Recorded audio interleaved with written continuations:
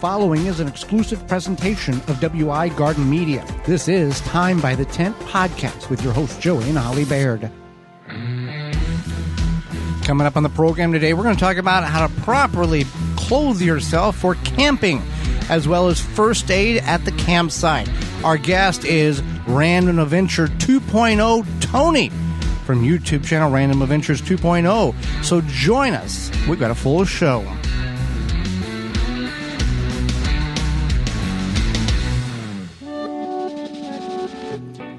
Welcome to Time by the Tent podcast. I'm your host, Joey Baird. Beside me is my wife, co-host, camping partner, best friend, Holly Baird. This program is for you about camping, outdoors, enjoying the outdoors, and everything in between. If you want to be part of the program, you can do that in two different, very simple mechanisms. You can send us an email to twvgshow@gmail.com. That's twvgshow@gmail.com. Or if you'd like to give us a call, you can do that on the hotline, 1-800-927-SHOW. 1-800-927-SHOW. You can find all shows at our parent website, the WisconsinVegetableGardener.com, underneath the camping and camping podcast pages. We have a YouTube channel, Time by the Tent, same name as the podcast here. So let's get in the program, Holly, and we're going to talk about layering for camping, the right clothes, because if you're new to camping, and we see this on a lot of social media, Facebook groups, hey, I just bought this and I'm new to camping, give me your feedback. Right, and it really just depends on the activity you're doing and then also the temperature. So there are layering guides like I'm going to be in 20-degree temperature, or I'm going to be in negative 20-degree temperature, etc. And then you can find those guides. But I did want to touch on a few things. One is that you want to go for a synthetic base layer or a merino wool. And this is important because it will wick the moisture away from your body and keep you warm. So you're looking like an underwear layer before you put on your intended... Like long underwear? Right. Yeah. And then you want a middle layer, or that would be the insulating layer of apparel. Right. Or sometimes, like, if you don't necessarily need an insulating layer, maybe you just need an outer layer. So you have to keep that in mind, too, because you also don't want to get too hot. Mm-hmm. And obviously you can take an outer layer off to an extent, like a jacket or something. So say you have on, like, a merino wool base layer, and then you have a fleece on top of that, and then a jacket on top of that. You can always take the jacket off or something, but you don't want to overdo it where you have 4 layers on and you're definitely going to be too hot, unless you're just sitting around ice fishing. That's totally different, or something like that. But most of the time then you're in a little shanty. Well, if for people who hunt, that is also a rule. Carry the heavy clothes to the deer stand, and then once you get settled in the deer stand, give a few minutes to cool off and then put your layers on, because otherwise, if you're walking 10, 20, 30 minutes to get there and you've got 4 layers of insulated clothes on, you're sweating, then you're going to sit in a tree stand and you're going to freeze. You're going to get very uncomfortable very, very quickly.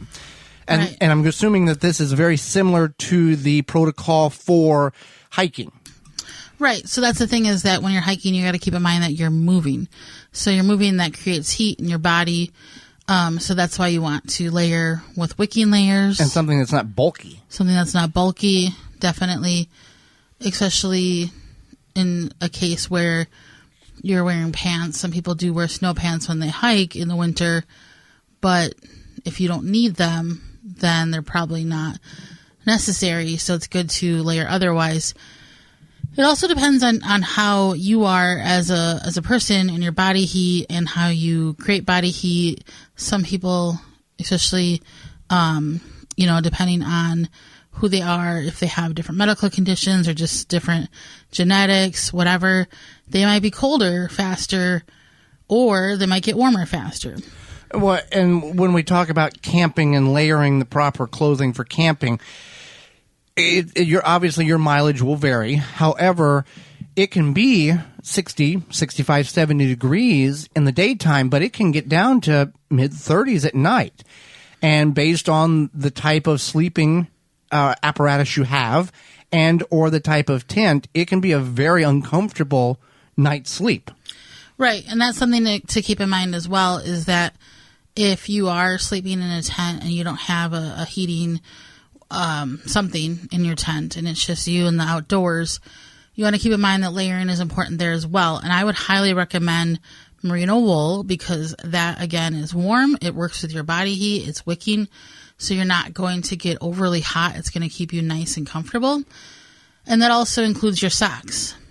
Socks is probably the most important key to your sleeping.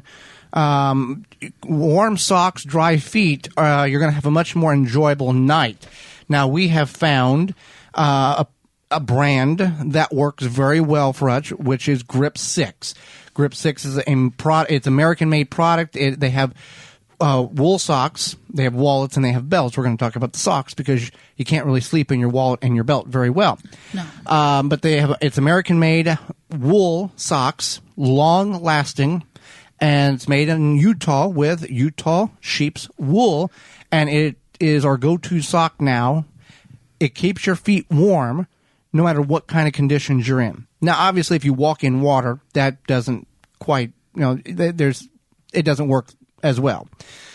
But if you are your feet staying dry, no matter what conditions, you are going to see a very humongous difference between traditional socks and the Grip 6 socks. Right, absolutely. And that's something that you want to keep in mind. I know, like the last time you and I went camping, it was October, yep. And the first night I stupidly had on cotton socks, and I didn't sleep well. I also didn't sleep well because I was trying to deal with the sleeping bag, and it was fine, but it was just a little bit bulky, and I wasn't used to it yet. So it wasn't that it was cold. It was just a different, I guess, sleeping situation or unfamiliar. So that's something to keep in mind as well. Grip 6 from grip6.com.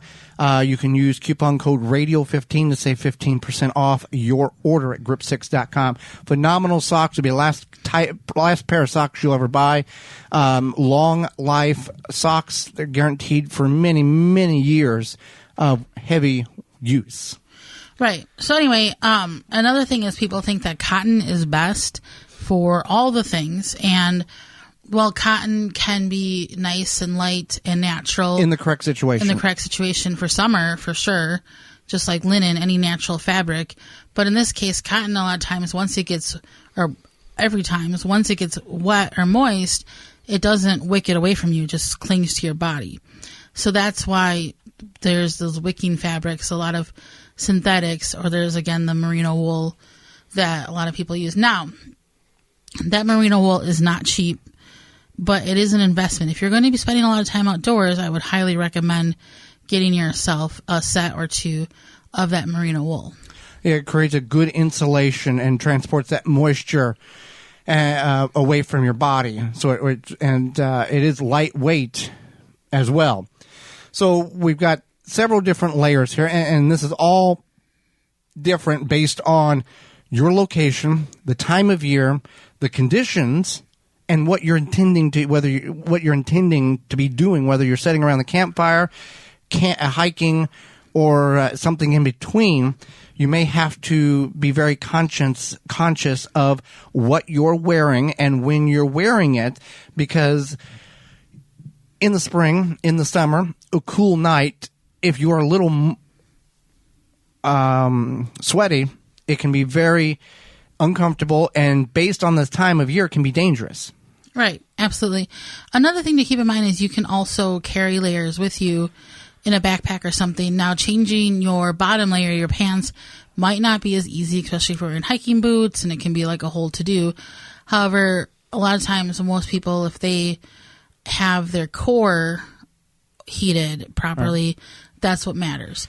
So when you're layering for your bottom, it's just to prevent things like frostbite and wind. So not saying it's not important, but keeping your core warm is important. Also, I carry a rain-resistant jacket with me all the time, and it packs down really small in my hiking backpack, and that way I have it, it's available, and if it starts to rain and I need to put that on, staying dry is going to be helpful versus not. If you are wet, if your clothing is wet and it's cold outside, it is much better for you to strip down to virtually nothing to get that wet clothing off and to be exposed to the elements for 2 or 3 minutes to get the dry clothes on than to say, oh, it's going to be more dangerous for me to get off these clothes and be almost nude and then put the dry stuff on. It's your body, and it's much better to be nude, exposed for a few minutes, get that dry stuff on, because then you'll feel a tremendous difference that your body's able to reset itself essentially whenever it's got dry clothing. It's not fighting the temperature things. Right. And that's something to keep in mind as well. Now, things like another thing to consider again is wind. So if you live in a high wind area, it's also smart, and maybe you have dry, dusty roads or trails or whatever, you may want to consider like a scarf to wear on your face. Keep that in mind, and then even a hat at times. So that's another layer or protective gear that you can wear. So when it comes to camping or hiking, it just is not whatever you have on at the house will work fine for your journey or your camping trip. There is a process where you want to be aware of what you're doing to make your time outside so much more enjoyable. Hang out with us. When we come back, we're going to talk a little bit about first aid at the campsite, on the hiking trail, and in between. You're tuned in to Time by the Tent podcast.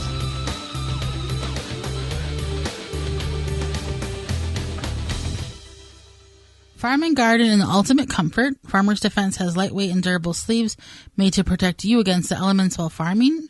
Farmer's sleeves offer unparalleled protection of arms and skin for any farmer, gardener, or outdoor worker.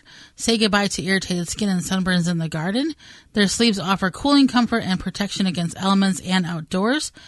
An alternative to thick clothing, Farmer's Defense is made of wicky material with UBF protection factor of 50+ to protect you from allergens and scratches.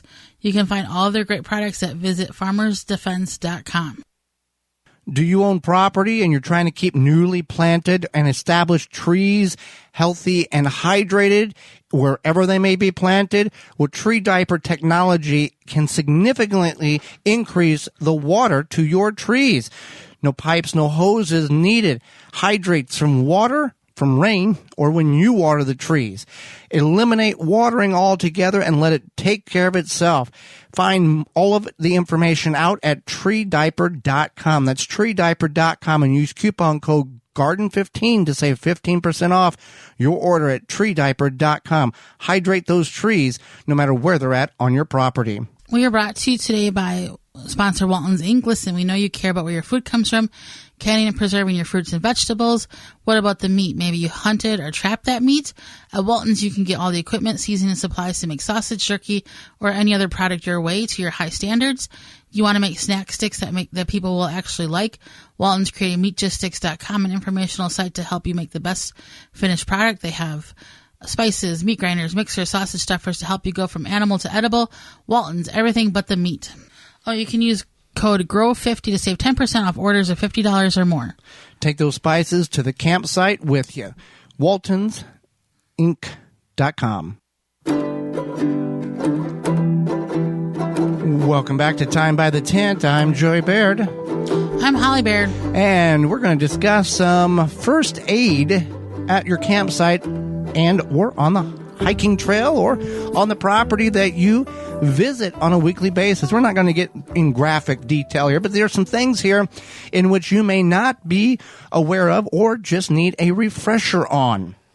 Right. So first aid is important, and you might think, I'm just going for a mile hike, and this trail's not that long. What can go wrong? And that's when you made the first mistake, because you know how Murphy's Law is. Well, there was a weather. This show originates out of the Milwaukee area. There was a weatherman that said, "Be prepared, not scared." Yeah. Yes. So that's important, and you don't have to carry this huge plastic or metal or whatever first aid kit in your backpack, you can carry just a few items, and then you'll be a little bit prepared, and hopefully items that maybe you don't have to use, but at least they're there and will give you peace of mind, and you're ready, especially if you're hiking with children. And I'm sure there's other things to consider with pets, but definitely with just humans in general, you never know. There could be anything from, I don't know, a stick that stuck out of the side of the trail and all of a sudden now you're scratched up and bleeding, to maybe you misjudged stepping over a root and you've fallen and you skinned your knees or something. You want to keep that in mind, that this can happen, and it's a lot more comfortable and you're able to finish the hike with more ease if you have the proper things with you. Well, whenever we started camping again last summer, one of the first things that I purchased to put in the tent, we've got a 10 by 12 wall tent with pockets that hang on the front, inside of the front, is eye cleaner, because there's nothing more uncomfortable than sitting by the fire and getting something in your eye and ruining a camping trip than having a dust particle or something in your eye. So we've got it, but we've never needed to use it, but we have it. I don't remember the eye cleaner. Okay, well, I would have got it prepared for you if you had needed it. Where is it right now? In our camping stuff? It's in the camping stuff, yes. All right, so eye cleaner, that's a good idea. That's a good one. Tweezers would be another one. Tweezers, yeah. And a needle. So we're going to talk about a basic, like, hiking first aid kit, and now here's the question here. Do you need to go purchase a first aid kit that's $60 or $80 or $150? No. Now, if you are a person that you're like, I just don't want to think about it and I want a complete kit. They're out there. Yeah, they're out there. Now, if you are the type of person that's like, well, I'm just going to take my whatever I have in my home and I'm going to put it in a little baggie and that's my first aid kit, that's totally valid too. So you want to have some sort of Band-Aids, and a variety is good. Smaller ones, medium, larger.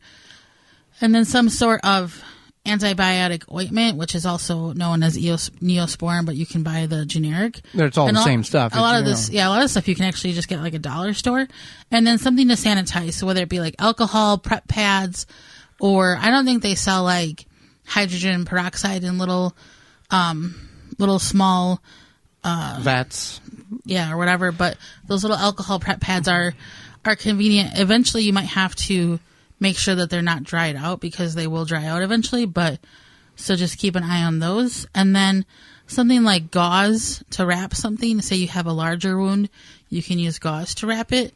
And then also maybe an ace bandage, where if somebody were to fall and you had to create some sort of splint situation, you have that too. Right. And they do have travel size hydrogen peroxide. So they do have smaller bottles of that in which you could. But you might not want to carry the bottle. 8 fluid ounces. Right. Yeah, that's a pretty significant size if you're trying to go on light. Right. Because you already might have like a jacket or something in your pack, and then water, and then a snack, and then all of a sudden now you have this first aid kit. You might not want all of that. So that's why those alcohol prep pads are definitely convenient. All right. So then to add to that, if you're going to take a longer hike, you definitely want some sort of snack, and that's not necessarily first aid. It's just smart. And then matches are good to have just in case. An ace bandage, which I had mentioned in the initial kit, but maybe you don't need that. That's nice to have on. One of those ice packs that you just hit, you burst the little thing inside, turns into an ice pack, and then an emergency blanket. Well, they've got, you talk about matches. Matches get wet. There are different ways to waterproof matches. The United States the people who do the wood, Forestry Service, they have a way of weatherproofing matches. There's some ways of doing that. You can put it in a zip bag too. The flint rods, the fire starting, the magnesium things. Okay, that's fine, but it seems like unless the conditions are perfect and you have the right tinder, a match is going to be much, much easier. Right. Or just a Zippo lighter, $20. If you're not a smoker, I've always been told Zippos are the ones with the closing top on. Right. Is the way to go. Right. So then, as Joy had mentioned, tweezers and then a needle. A good tweezers. A good tweezers and the needle. Yeah, don't take like your old random bathroom I won't tweezers. need these. Yeah. And then something, again, an ace bandage or something if you need to create a splint. They do have Band-Aids now that you put like on each side of the cut, and then there's like metal or like plastic pieces where you pull, and it's like a zip tie. It will kind of close that wound back up. It. Yeah, tighten that wound back up. I don't know how effective that is. If things are that bad, I don't know if first aid is really what you need, where you should be looking for additional help. Sometimes you need to get to safety. Right. Yeah. So that's a good thing to have. And this is good, this first aid kit, whether you camp on a weekly basis or you hike on a weekly basis or you have a property in which you go and visit in your cabin or you have a tent set up that you go and visit on almost a semi-regular basis, to have that in all of those places is good. It's like a fire extinguisher. Have it and never need it. Right. And another thing, and these things do expire. Absolutely. And that's another thing to keep in mind is that things do dry out, they expire, etc. I don't 7 years old, I doubt that this is going to work and I need it. It's good to keep in mind, if you put all this stuff in a little plastic bag, you put the date on there that you assembled all of this stuff or purchased it or whatever. Especially things like ointments, they're not necessarily going to hurt you if you use them past the date, but the effectiveness of it is possibly going to go downhill. Now, if you need things for your own personal health, whether that be some sort of medication or inhaler or for your children or your dog or whoever, you want to make sure you have that there too. I know even just when I travel myself, I take an extra day or two of medication with me just in case. Now, we did this many, many years on our gardening page for Earth Day. You take the caps of 2 Gatorade bottles and you cut the neck off of it, and then you glue them together and you have your own little pill, your little transportable pill canister, and you can open it on both sides. It's kind of neat. You can do that with any type of bottles that have a little hard neck on them. Now, you can go to however far you want to take this. You can have that homemade first aid kit. You can purchase an already made first aid kit, an elaborate or simplified one. You may also choose to be certified through the through Red Cross with CPR or other medical certifications to just feel like you have covered all your bases. Right. And I would highly recommend taking a first aid class, especially if you are going to be applying first aid. It teaches you a lot of the steps. It teaches you what you would want to put into a first aid kit. There used to be trail first aid classes that you could take at stores like REI. I don't know if they offer those or not anymore. I took one many, many years ago. If you do, was that pre-internet? It was kind of pre-internet. Or has a lot of that stuff transferred over to online or in videos now, where you don't have to go to that class. You can just follow what you can gather the items, even though you're not going to be quote unquote certified. It wasn't pre-internet. It was more like social media, and definitely like Zoom and probably Skype. It was But yeah, that's an option. And then also, if you do take CPR, I would highly recommend, if you think you're ever going to have to do CPR on a stranger or somebody you don't know, they do sell CPR masks that are fairly cheap, and that way you're not getting their germs. Contaminating. Right, contaminating. Yeah. And the other thing is that even if you have this knowledge, say somebody did need CPR and you're like, I don't want to save this person for whatever reason. Like, what is this, Seinfeld? No, I'm just saying, like, maybe you're just like, I don't feel comfortable with my CPR skills or whatever, and I might injure this person or cause more issue. The biggest thing is just to make sure that somebody's contacted the emergency services. Right. Yeah. So, something that we all need to be aware of: first aid in the campsite, on the hiking trail, on your property, in your car. So it's something that hopefully that we have either helped you out about thinking about things in which you've not thought of, or processing all the things that you have, and maybe going back and checking those expiration dates. You haven't used that first aid kit in a couple of years. Maybe it's time to, as difficult as it may be, dispose of it and reinvest in a new one. Because maybe it's in the back of your trunk of your car and it's had stuff smashed into it and you don't even know what condition it's in. I mean, obviously salvage what you can. And if it means that you purchasing a really cute looking first aid kit means that you're going to maintain it and you're like, should I do this? Then just do it. Because if you know that you're going to be responsible and encouraged because your first aid kit is the cutest first aid kit you've ever seen in your life, then by all means, spend that extra money. Well, when we come back, our good friend Tony from YouTube channel's Random Adventures 2.0 will be with us. You're tuned in to Time by the Tent.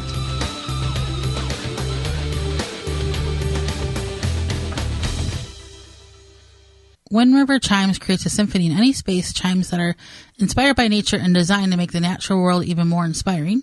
Music speaks to everyone, individually handcrafted in Virginia for over 35 years and hand-tuned for exceptional precision and lasting beauty. Because in life, the winds of life are always changing and moving. But no matter where they carry you, Wind River Chimes will always be inspiring harmony. With a large selection and customization options, you will find the sound that soothes you.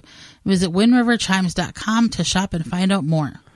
If you're in the upper Midwest, go on over and head to Fleet Farm, where you'll find everything you need, from tires to tree stands, drills to dog food, and toys too. Tools and everything in between. They've got it all. You can save even more at Fleet Farm when you join their Fleet Farm Rewards loyalty program. You'll get exclusive offers, and it is free to sign up. Get everything you need at a low fleet price. Shop in-store or online at Fleet Farm at fleetfarm.com. Grip 6 produces American-made products with sleek designs and quality materials. Based and manufactured in Utah, they have high-quality and durable products to last a lifetime. They are built beyond tough. Their wool socks come from Rocky Mountain source materials, are soft and comfortable, keep your feet warm and dry, and come with a lifetime guarantee. Even for the most sensitive toes, these socks are made for everyone. High-quality wool socks make a huge difference for happy feet. They fit in with many of the things you do, from around the house to outdoors and more. We wear ours daily and have become our go-to socks. We're glad we made the switch. When you purchase from Grip 6, you're supporting long life cycle products and American-made manufacturing. You can find their belts, wallets, and socks at grip6.com. Use coupon code RADIO15 to save 15% off your order at grip6.com. Are you bugged by bugs? You need naturally green products. No More Bugs, environmentally friendly, made in the USA. No More Bugs is a cedar blend that repels and eliminates mosquitoes, ticks, fleas, roaches, ants, and more. No More Bugs. It's safe for you, your pets, you, and your plants. Visit nomorebugs.net for free shipping on orders over $50. Use coupon code FREESHIP, the number 4, for me.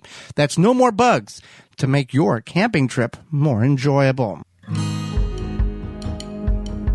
Welcome back to Time by the Tent. I'm Joey Baird. I'm Holly Baird. And we are going to go to the hotline to bring in a very well-known YouTuber, Tony from Random Adventures 2.0. Holly, let's go to the hotline and bring him in. Tony is the host of YouTube channel Random Adventures 2.0. He's an outdoor enthusiast and part of the Stealth Camping Alliance and loves camping and the outdoors. Welcome to the program, Tony.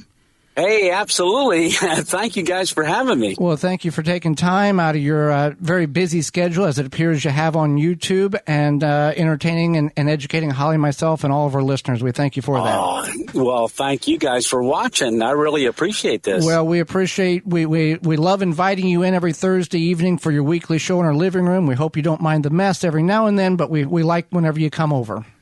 Ah, nice. And I enjoy getting over. Absolutely. Well, you're a couple of years into your YouTube channel. What was the motivation, or where was the, hey, I should make a YouTube channel moment for you? Where did that come from? Well, my wife and I had visited Arizona and just fell in love with the area. And I was taking lots of pictures and videos. And then we kind of love hiking and stuff. And we were following somebody, Jay Wanders Out, came up on the TV that he was going to start the Arizona Trail several years back. And her and I talked about it and things and said, hey, we're going to follow him. So we followed him the whole 800 and some miles. And I thought, wow, this is really interesting how he's, recording his daily journey through it. And one day Lisa said, you know what, you should do that, start recording our stuff and, your adventures. And I was on my way to work the one day and I set the phone up on the dash. I thought, you know what, if I'm going to do this, I'm at a red light. I'll just say it. Because if I say it, then I'm going to do it. And I put the hit record and I said, hey, I'm going to start a YouTube adventure channel. And I looked up and the light turned green. I said, oh, the light's green. And I pulled away and the phone fell off the dash. And that's how it all started. Well, then 2 weeks later, I went out and made the very first video, Coffee in the Woods. Well, now tell us, if you don't have any videography history or studies or any education in that realm, do you? Because your videos are very professional mannered when viewing them.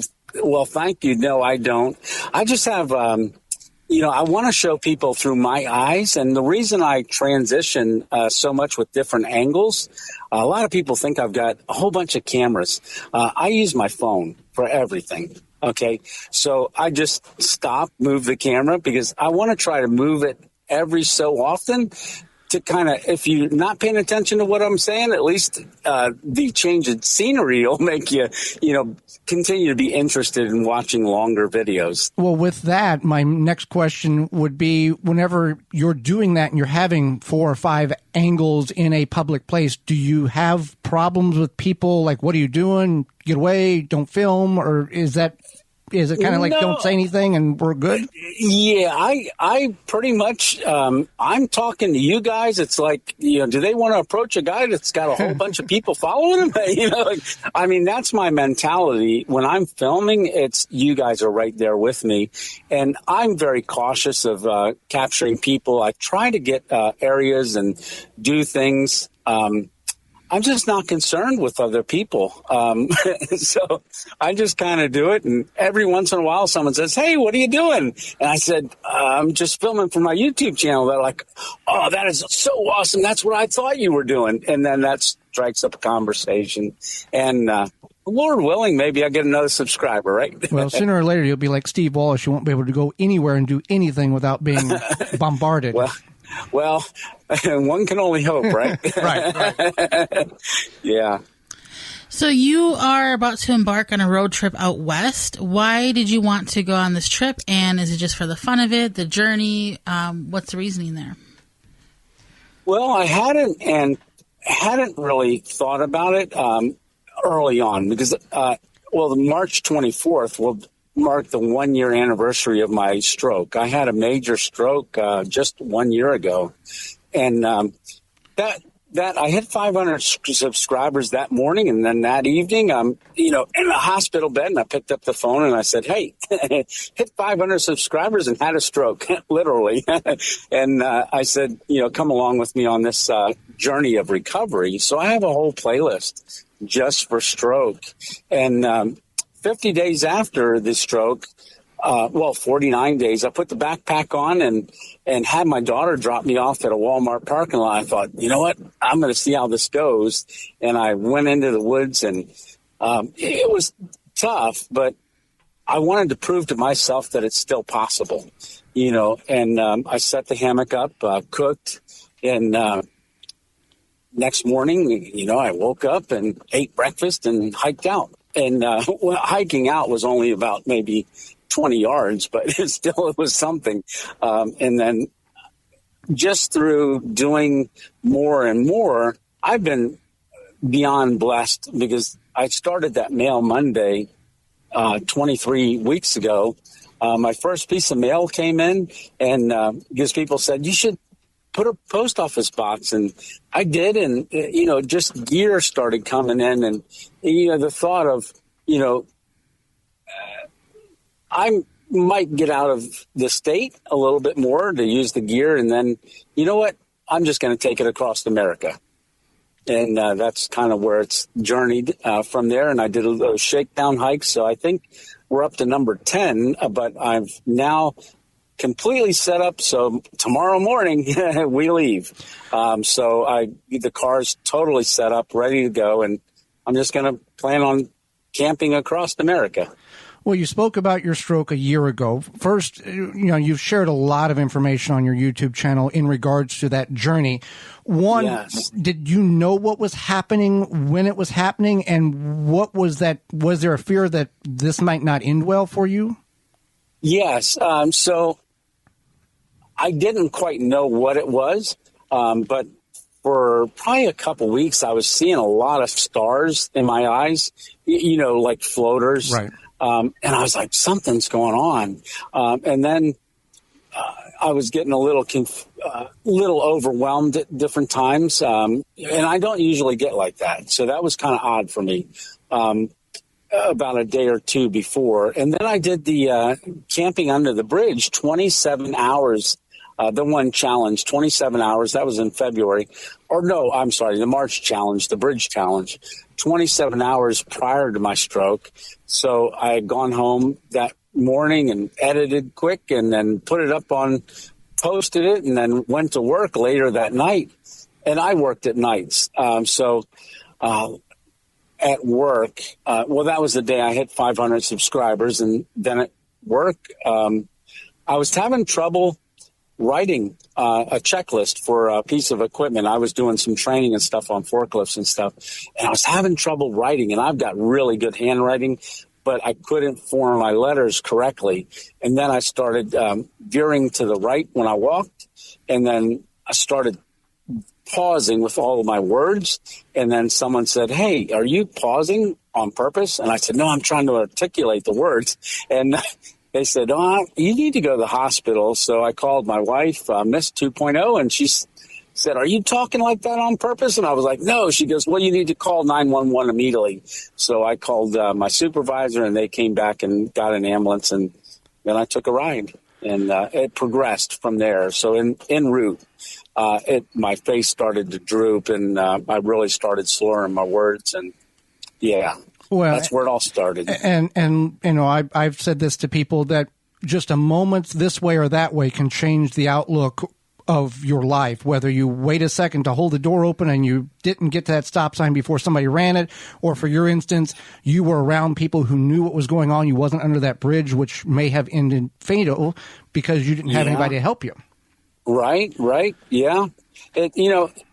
Everything happens for a reason. And since the stroke, I mean, I look at, just in preparation for this trip, and I actually, I know the Lord didn't cause it, but he allowed it because he's got a purpose for it.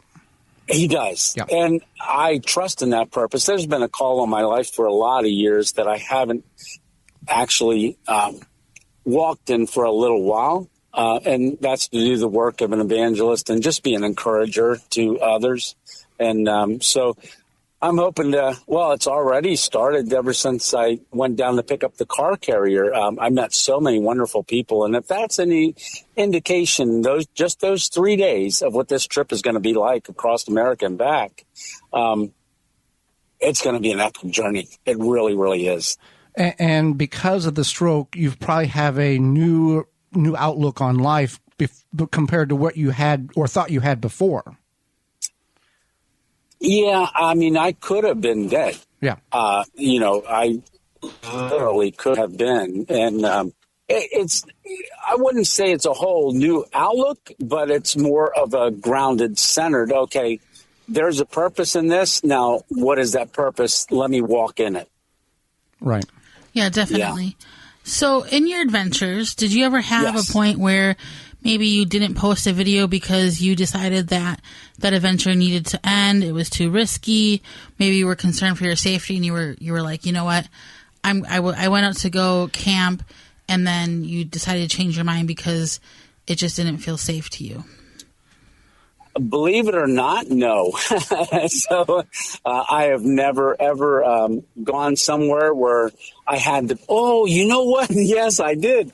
Oh, now that you mention it, now that it comes to mind, there was one time I just didn't feel right. I was going to go near a McDonald's, and then that just didn't seem right. And I had an uneasy feeling about the whole area. But I did end up finding an abandoned hotel not too far away, and I pulled up, and I saw 2 state police vehicles there, and I just kind of hung back a little bit like, ooh, wonder what's going on here.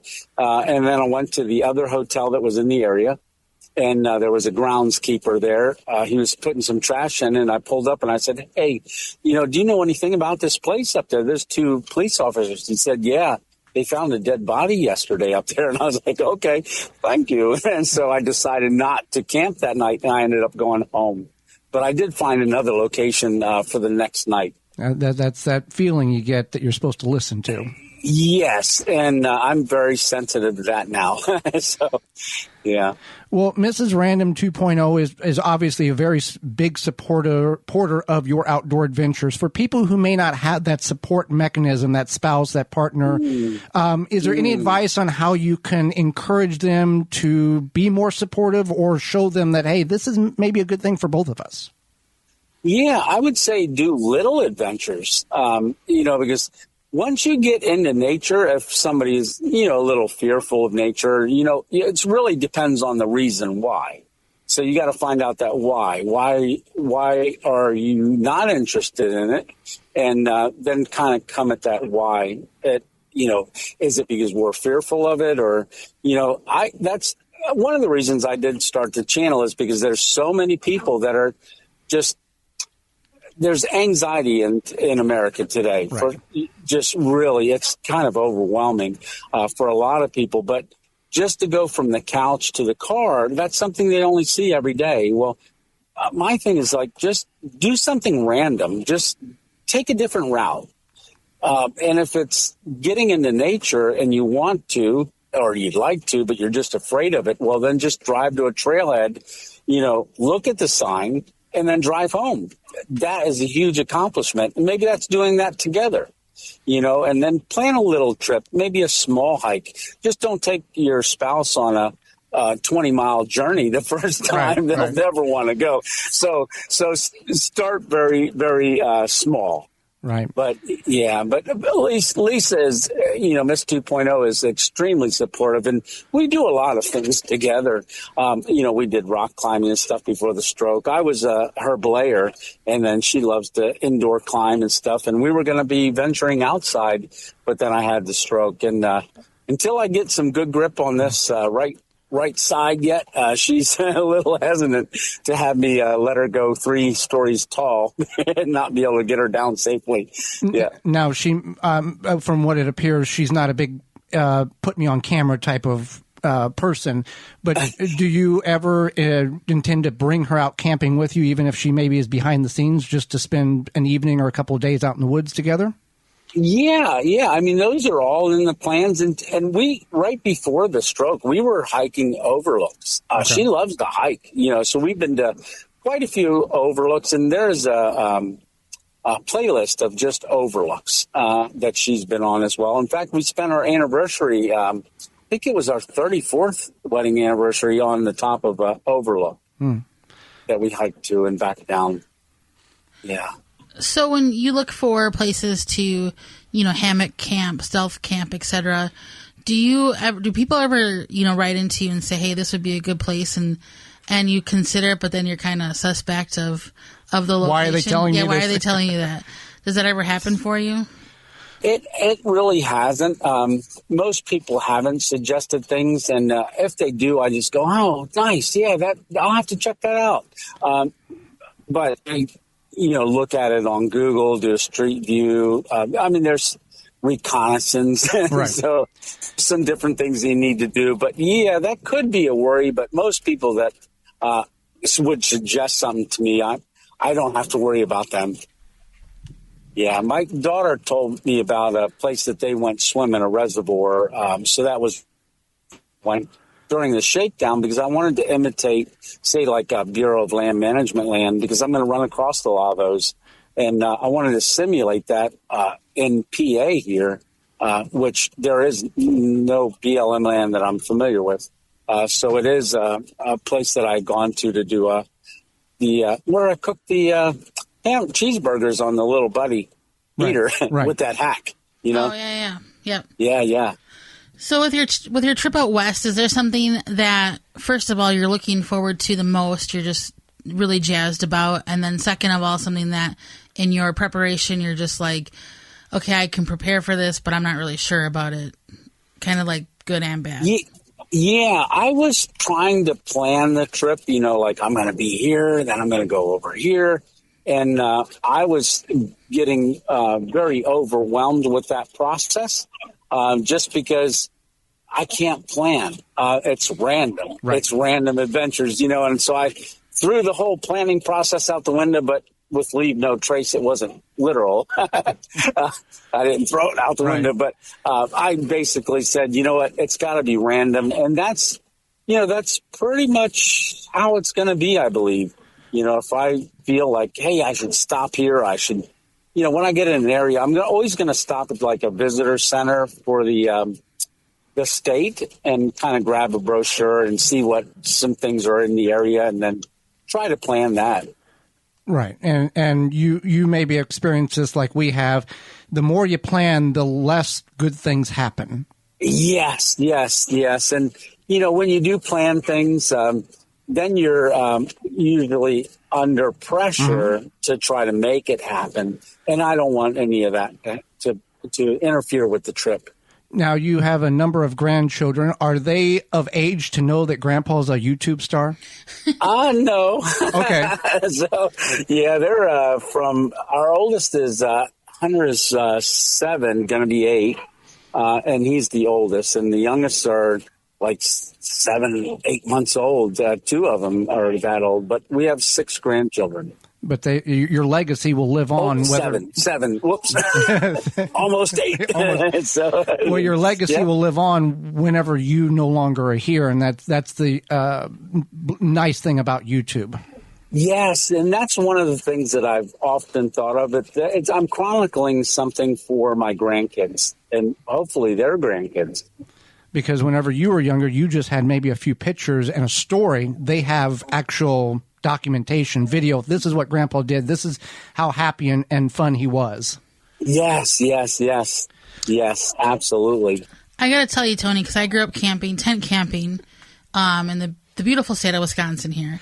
And it was passed down. My grandparents took my mom camping, and I just know he loves state parks. So every time I go to state park, I just reflect on him, and I think about what you're passing on to your grandkids and the visuals. I mean, all I have is some pictures and whatnot. So, I love that you're providing that for your grandkids, and maybe one of them will find something and really take off too with the outdoors.